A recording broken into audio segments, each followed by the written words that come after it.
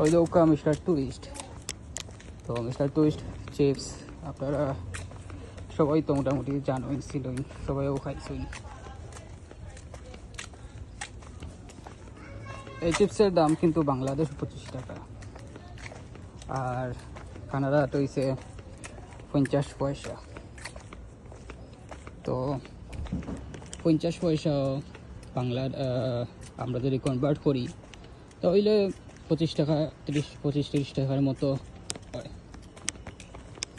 যেহেতু দোকানও হামাইছিলাম সারার মার্চে মদিনার, তো কিছু একটা তো লোয়া লাগবো, ও লইলাম।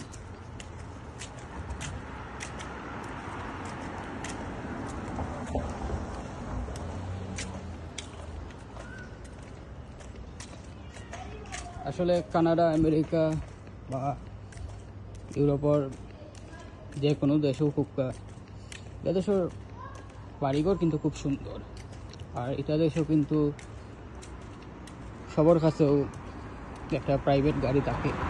কারণ প্রাইভেট গাড়ি যদি না থাকে তাহলে চলাফেরার অনেক সমস্যা,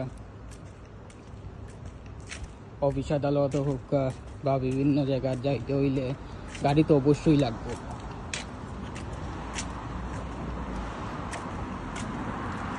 আর ভিডিওটা কিলো হয়েছে কইবা, এটা আমার প্রথম ব্লগ, জানি না কিলা হয়েছে বা ভালো হয়েছে নি জানি না,